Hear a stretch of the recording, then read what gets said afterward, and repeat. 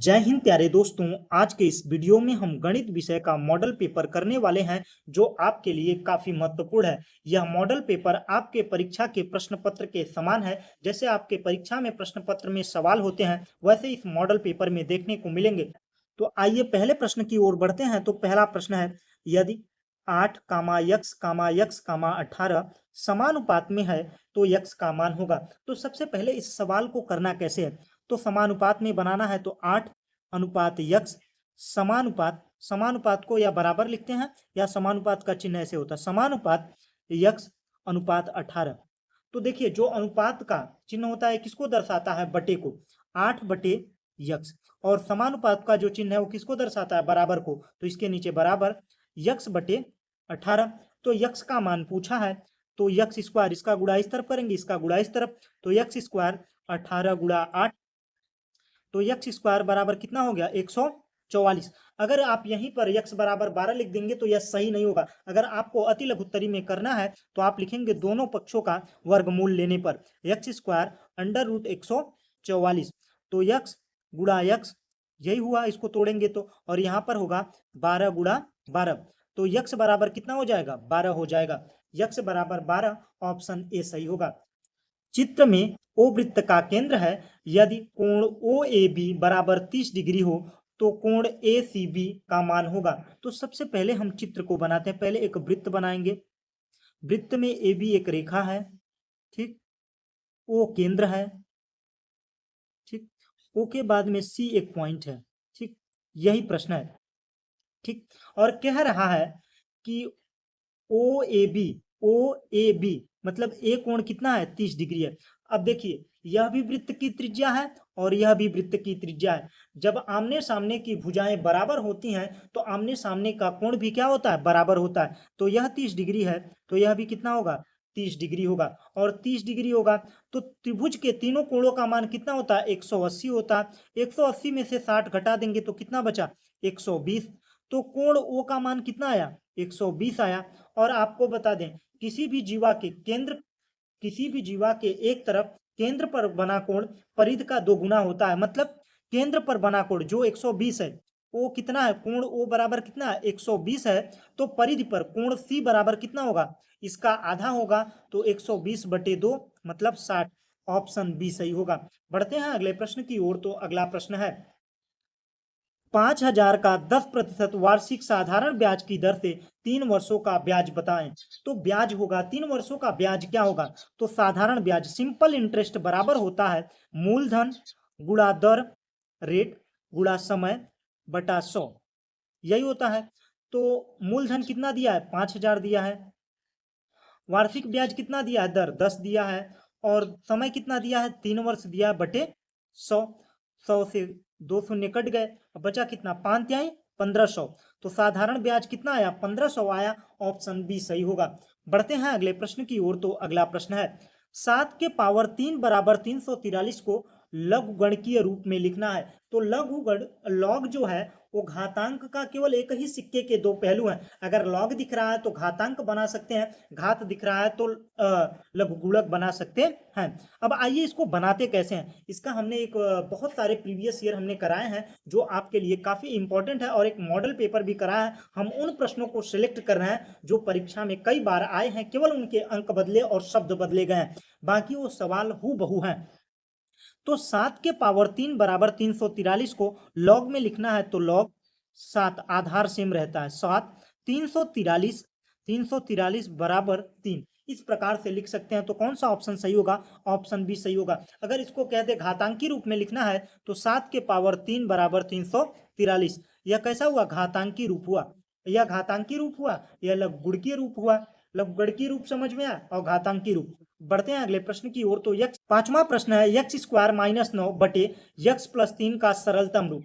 तो देखिए यहाँ पर एक सूत्र दिखाई देगा, ए स्क्वायर माइनस बी स्क्वायर का सूत्र क्या होता है, ए प्लस बी ए माइनस बी, यही सूत्र होता है। तो यहाँ पर देखिए यक्स स्क्वायर माइनस 3 स्क्वायर, तो क्या हो जाएगा, यक्स प्लस 3 यक्स माइनस 3, यही सूत्र होगा। बटे कितना दिया है, यक्स प्लस 3। तो यक्स प्लस 3 से यक्स प्लस 3 कट गया, बचा कितना, यक्स माइनस 3, ऑप्शन बी सही होगा। पूरे बहुविकल्पी प्रश्न समाप्त होते हैं। अब हम अति लघुत्तरी प्रश्नों को करने वाले हैं। अगर आप लोगों ने यहाँ तक वीडियो देख लिया है, वीडियो अच्छा लग रहा है तो वीडियो को लाइक कर दीजिए, अपने दोस्तों के साथ अपने ग्रुप में शेयर कर दीजिए और चैनल पर नए हों तो चैनल को सब्सक्राइब कर लीजिए, क्योंकि हम हर एक सब्जेक्ट का एक बेहतर मॉडल पेपर हर रोज आप लोगों को प्रोवाइड कर रहे हैं, जो आपके एग्जाम के लिए काफी महत्वपूर्ण है। तो चलिए अति लघुत्तरी के पहले प्रश्न को करते हैं। तो पहला प्रश्न है, संख्याओं में 150, 148, 135, 133, 142, 140 की माध्यिका ज्ञात कीजिए। तो माध्यिका ज्ञात करने का मतलब होता है कि पहले पद गिना जाए कि सम है कि विषम है। सम होगा, अगर विषम होगा तो n+1/2 वहां पद जो होगा वो क्या होगा, हमारा माध्यिका होगा। यह किसके लिए है, विषम के लिए है यह सूत्र। और सम के लिए क्या है, सम के फार्मूला है, सम के लिए होता है यनवा पद बटे 2, यनवा पद बटे 2 प्लस n/2 प्लस वनवा पद, n/2 प्लस वनवा पद बटे 2। तो यह फार्मूला होता है। तो यहाँ पर विषम दिया है तो सम संख्या दिया है 1 2 3 4 5 6। तो सबसे पहले इसको हम आरोही या अवरोही क्रम में लिखेंगे। तो आरोही क्रम में लिखते हैं, आ का मतलब आगे, तो बढ़ते हुए क्रम में लिखेंगे। तो सबसे कम कौन है, 133, 133 के बाद में 135, 135 के बाद में 140, 140 के बाद में 148, 142, 142 के बाद में 148, 148 के बाद में 150। तो समवा के लिए क्या होता है, सम के लिए माध्यिका ज्ञात करने के लिए क्या होता है, यनवा पद बटे 2। तो कितने पद हैं, 6 पद हैं, 6 बटे 2 वहां पद, मतलब कितना हो गया, 3 पद, तीनवा पद प्लस, और क्या कह रहा है, n/2, 6/2 वहां पद, 6/2 प्लस n/2 प्लस 1 वहां पद, यही लिखा है। तो 2 का भाग देंगे तो 3 प्लस 1 मतलब 4वां पद बटे 2 होता है। तो मतलब तीसरा पद और चौथा पद। तो तीसरा पद क्या है, पहला दूसरा तीसरा, तीसरा है 140 और चौथा क्या है 142, 142 और बटे कितना हो जाएगा 2। इसको याद रखिएगा, इस फार्मूले को याद रखिएगा, तभी आप लोग बेहतर कर पाएंगे। और इसको टोटल करते हैं तो 280, 282, 282 बटे 2।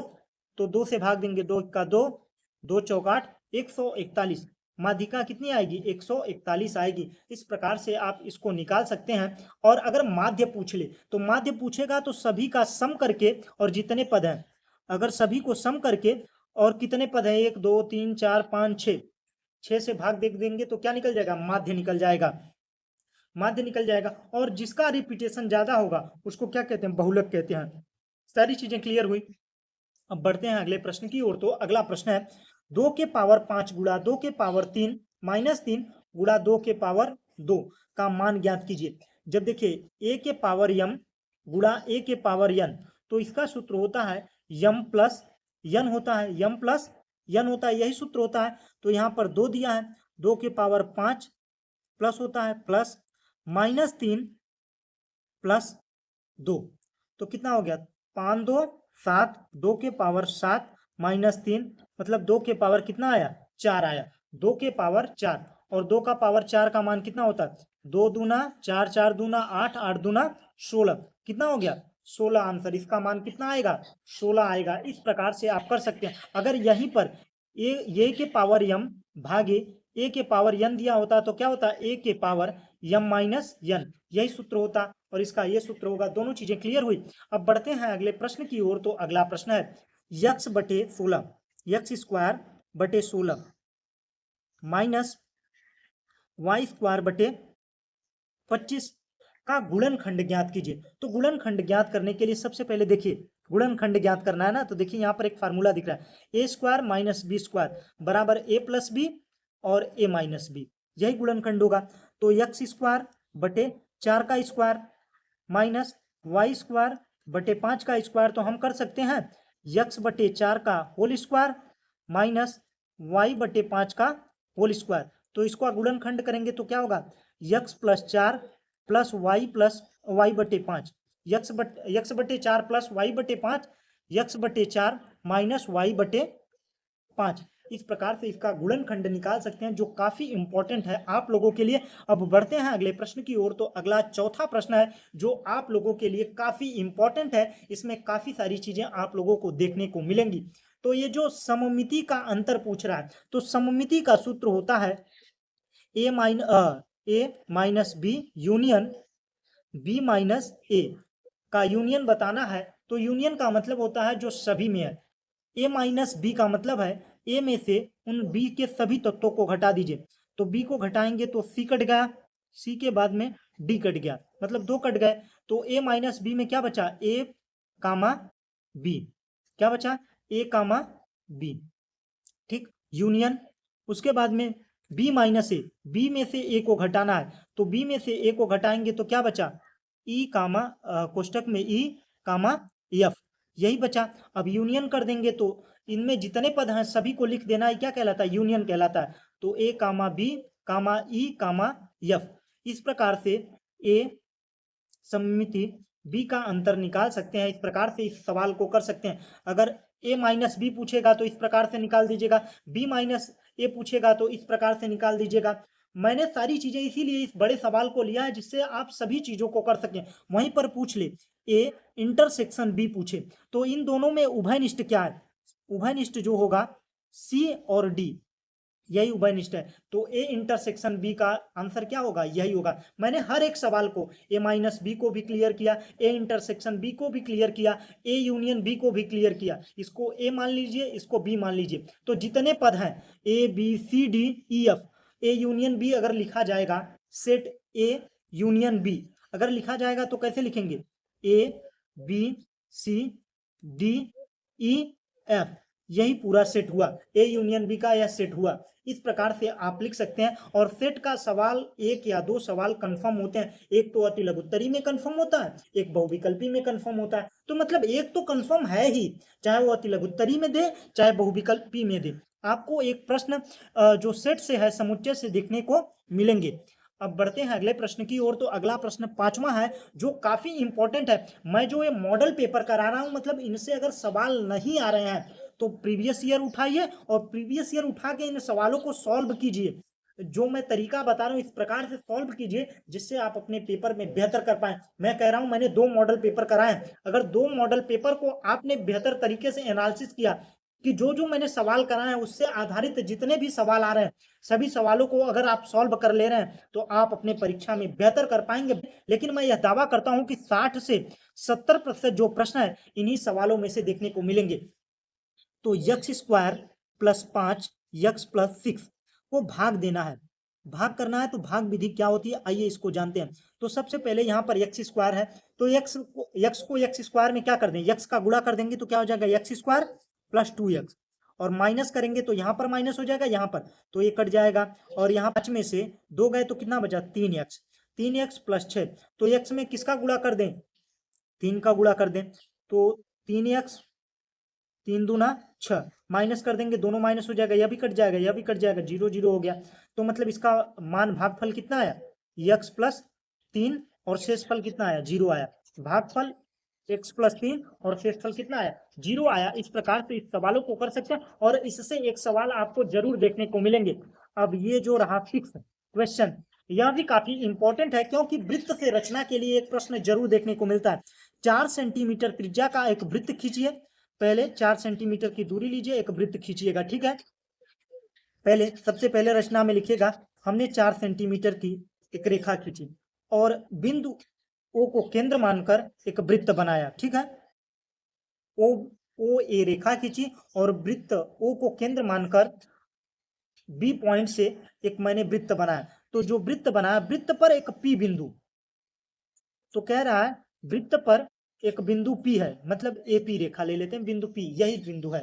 तो इस पर कितना कोण बनाना है, वृत्त पर स्पर्श रेखा खींचनी है। स्पर्श रेखा खींचने के लिए क्या करना होता है, सबसे पहले क्या करेंगे, रचना इतना कर लेंगे, इतना करने के बाद में कहेंगे कि बिंदु P को केंद्र मानकर एक चाप बनाते हैं, ठीक।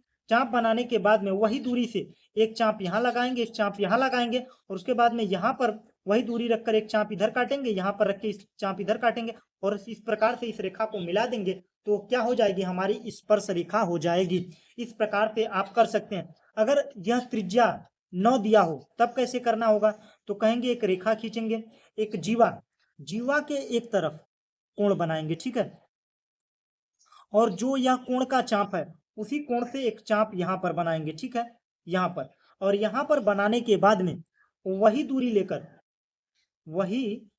लेकर दो चाप काटेंगे, ठीक, और दो चाप काटने के बाद में इसका लंबार्धक कर देंगे और इसको मिला देंगे तो क्या हो जाएगी, यह पी बिंदु पर स्पर्श रेखा हो जाएगी। जब केंद्र नहीं पता होगा तब, जब केंद्र नहीं पता होगा तब इस प्रकार से रचना करना है। अगर वृत्त की त्रिज्या पता है और वृत्त का केंद्र पता है तो इस प्रकार से रचना करना है। दोनों चीजें क्लियर हुई। और एक सवाल और पूछता है कि कोई वृत्त है 3 सेंटीमीटर का, ठीक, मैं सारे सवालों को यहीं पर क्लियर करना चाहता हूं, और कह रहा है एक बाहर बिंदु पी है 6 सेंटीमीटर पर, ठीक है, मतलब कुछ भी ले लीजिए 7 सेंटीमीटर 6 सेंटीमीटर पर, वृत्त की त्रिज्या कितनी है 3 सेंटीमीटर, और वृत्त का केंद्र जो है वृत्त से बिंदु की दूरी कितनी है 6 सेंटीमीटर है, मतलब यहां से यहां तक की दूरी 6 है और यहां से यहां तक की दूरी 3 है। अब क्या करेंगे, सबसे पहले इसका लंबार्धक करेंगे। लंबार्धक करने के लिए आधा से ज्यादा दूरी लेकर चाप काटेंगे, फिर इस तरफ से चाप काटेंगे और इसको मिला देंगे, और जो बिंदु आएगा इस बिंदु को केंद्र मानकर हम एक वो चाप लगाएंगे, और चाप लगाने के बाद में जहां पर काटेगा इस बिंदु से इस बिंदु को मिला देंगे तो यह भी रचना हो जाएगी। यही 3 सवाल आपको पूछने को मिलेंगे रचना से, यह सवाल, यह सवाल, यह सवाल। मैंने तीनों चीजें यहीं पर क्लियर करने का प्रयास किया है, हालांकि मेरे पास गोला प्रकाश नहीं है, फिर भी मैंने कोशिश किया है। अगर आप लोगों ने बातों को समझा होगा, मैंने जो पैटर्न फॉलो किया उसको हूबहू लिख देंगे तो आपको बेहतर नंबर मिल जाएगा। पढ़ते हैं अगले प्रश्न की ओर। तो अगला प्रश्न है, अगर आप लोगों ने यहां तक वीडियो देखा, आप लोगों को वीडियो कैसा लग रहा है कमेंट में जाकर जरूर रिप्लाई दीजिए। अब बढ़ते हैं लघुत्तरी के पहले प्रश्न की ओर। तो पहला प्रश्न है, निम्नलिखित सारणी में समांतर माध्य ज्ञात कीजिए। जब सारणी में पद और बारंबारता दिया है और समांतर माध्य पूछ रहा है तो समांतर माध्य बराबर होता है सिग्मा एफ एक्स बराबर बटे सिग्मा एफ, यही होता है सूत्र, समांतर माध्य का सूत्र, इसको क्लियर रखिएगा। और इसमें से क्या होगा, सबसे पहले यक्स दिया है और एफ दिया है, और इस सिग्मा का मतलब होता है जोड़ना। तो एफ एक्स पूछा है तो 10 गुणा 3 कितना हो जाएगा 30, 20 पंचे 100, 8 त्रिक 24 240, 4 चौक 16 160, और कितना हुआ 5 दूना 10 100। अब इसको टोटल कर देंगे तो हमें क्या निकल जाएगा, सिग्मा एफ एक्स, क्योंकि हमने एफ और एक्स का गुणा किया है तो एफ एक्स हुआ। तो 30 0 4 3 6 4 10 3 13, हासिल लगा 1, 2 दूना 4 4 1 5 1 6, 630। सिग्मा एफ एक्स कितना आया 630।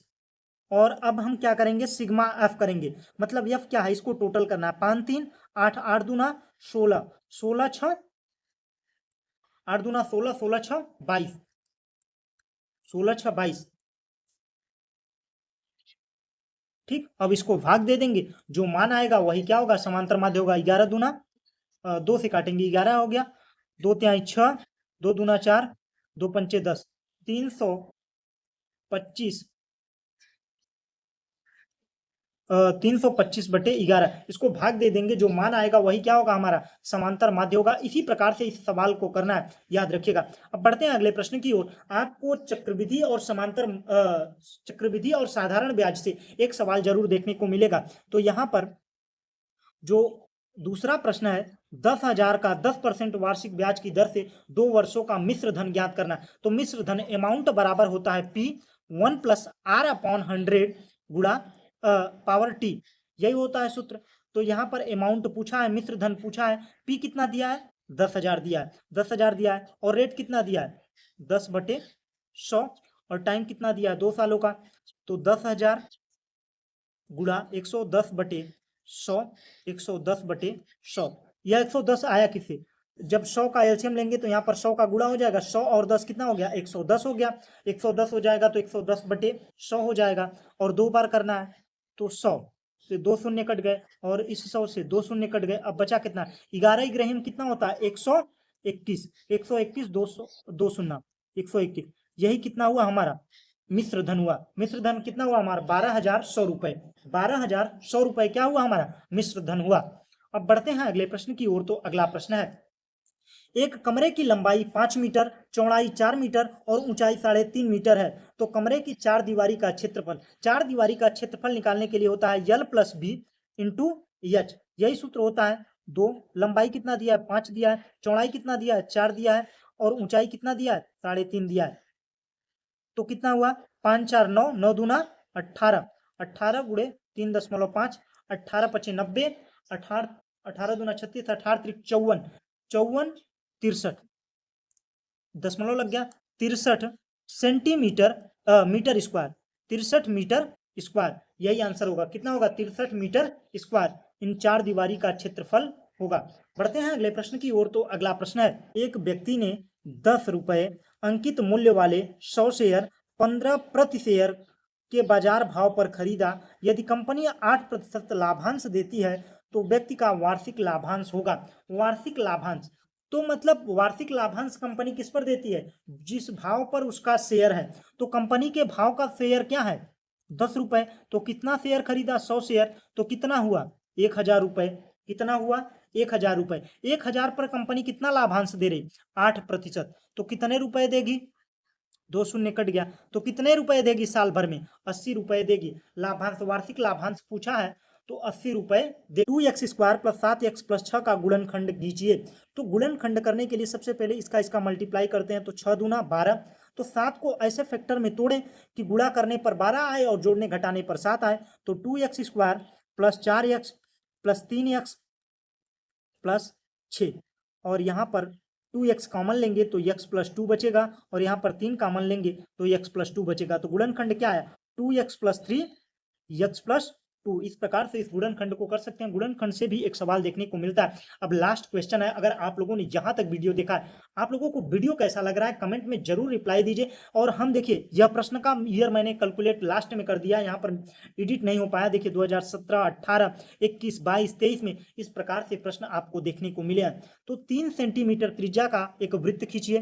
3 सेंटीमीटर की त्रिज्या का एक वृत्त हमने खींच लिया। ठीक है, कह रहा है इस वृत्त की दो त्रिज्याएं OA और OB। चलिए OA OB, ठीक, OA OB है। कोण AOB कितना है 100 है, ठीक। और AB से वृत्त की स्पर्श रेखाएं, यहां से स्पर्श रेखाएं खींची गई हैं। रेखाएं खींचिए स्पर्श रेखाएं। यहाँ पर 100 डिग्री का कोण है और यहाँ पर स्पर्श रेखाएं खींचनी है। तो यहाँ पर कितने अंश का कोण बनाना होगा 100 डिग्री का कोण बनाना होगा, जो एक दूसरे को P बिंदु पर प्रक्षेपित करें। और जहां पर यह बिंदु को काटेंगे वो बिंदु क्या होगा P होगा। और यही पूछ रहा है और P बिंदु पर होगी। तो देखिए यहाँ पर 90 डिग्री होगा और यहाँ पर 90 डिग्री होगा। तो 90 90 180 और 180 क्या हो गया 280, 280 और यहाँ पर कितने का कोण बनेगा 280 + 80 क्या हो जाएगा, तीनों कोणों का मान, एक चतुर्भुज के तीनों कोणों का मान कितना होता है 360 होता है। तो यहाँ पर 100 डिग्री के कोण पर पहले दो रेखाएं, पहले एक रेखा खींचनी है। रेखा खींचने के बाद में 100 डिग्री का यहाँ पर कोण बनाना है। 100 डिग्री का कोण बनाने के बाद में यहाँ पर 90 डिग्री का कोण बनाकर जहां पर यह रेखाएं दोनों को काटेंगी, मतलब आप कैसे काटेंगे पहले ये समझिए। सबसे पहले यहाँ पर 90 अंश का कोण बनाएंगे, यहाँ पर भी 90 अंश का कोण बनाएंगे। 90 अंश का कोण बनाते हुए जो रेखा जाएगी और जहां पर काटेगी वहां पर जो कोण बनेगा उसका बनेगा। इस प्रकार से इस रचना को करिएगा और रचना से आपको एक सवाल जरूर देखने को मिलेंगे। इसी प्रकार से करना, पहले यह एंगल बना लेना है, पहले 100 डिग्री का अंतः कोण बना लेना है। इसके बाद में यहाँ पर 90 डिग्री का, यहाँ पर 90 डिग्री का। 90 डिग्री का कैसे कोण बनाएंगे, इसको केंद्र मानकर यहाँ पर क्या करेंगे चाप लगाएंगे। चाप लगाने के बाद में दो विभाजित कर देंगे, दो विभाजित करने के बाद इसको विभाजित कर देंगे। मैंने जो पहले प्रश्न में बताया है उसी प्रकार से यहाँ पर 90 90 अंश का कोण बनाना, फिर इन दोनों रेखाओं को मिला देना, जहां पर प्रतिच्छेपित होगा वो बिंदु P होगा। इस प्रकार से इसको करना है। इसी के साथ वीडियो समाप्त होता है। अगर आप लोगों को वीडियो अच्छा लगा हो तो वीडियो को लाइक कर दीजिएगा, दोस्तों के साथ शेयर कर दीजिएगा और चैनल पर नए हो तो चैनल को सब्सक्राइब कर लीजिएगा। Thanks for watching.